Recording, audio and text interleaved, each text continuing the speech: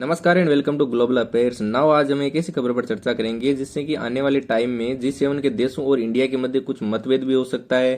खबर यह है कि इंडिया ने कहा है कि हम रूसी तेल पर लगाए गए प्रतिबंध को स्वीकार नहीं करते हैं। ये बात भारत ने क्लियर भी कर दी है। कुछ टाइम पहले जयशंकर साहब से पूछा गया था संसदीय अंदर कि आप G7 देशों द्वारा जो प्रतिबंध लगाया गया रूस रशिया के ऑयल के ऊपर उसको स्वीकार करोगे या नहीं। तो उस टाइम तो उन्होंने कहा कि अभी हमारा मत है वो क्लियर नहीं है।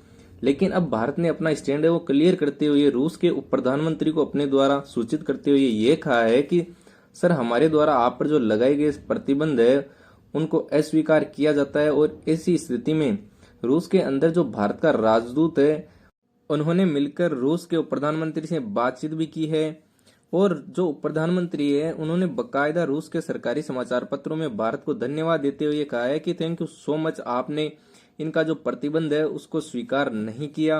इतना ही नहीं, भारत को धन्यवाद देते हुए यह बात भी बाहर निकल कर आई है कि रूस ने भारत से कहा है कि अगर आप आगे भी है G7 के देशों की परेशानियों से दूर रहना चाहते हो तो इनके ऊपर से अपनी निर्भरता है उसको खत्म कर दो। अब आप सोच रहे होंगे कि भारत तो कुछ आत्मनिर्भर बन रहा है तो फिर ये G7 के देशों पर कैसे निर्भर है।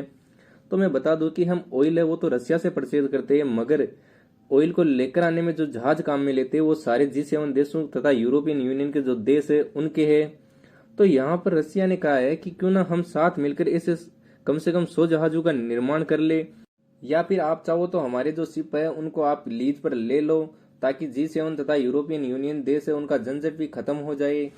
नाउ यहाँ पर मैं आपको ये भी बता दूं कि इंडिया अभी जो रशिया से क्रूड ऑयल परचेज कर रहा है वो $60 प्रति बैरल से है, वो कम ही रेट पर परचेज कर रहा है। तो जो G7 के देशों ने मिलकर रशिया के ऊपर प्राइस कैप लगाया है उसका इंडिया के लिए कोई मायने नहीं है। इंडिया चाहे तो उसको माने या ना माने, इंडिया पर कोई इफेक्ट नहीं पड़ेगा।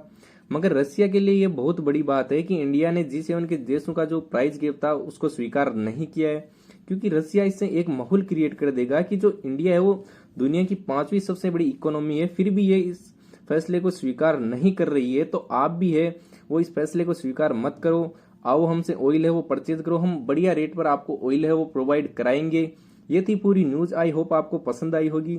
और ऐसी और न्यूज के लिए आप है ना ग्लोबल अफेयर्स को सब्सक्राइब भी कर सकते हो। धन्यवाद।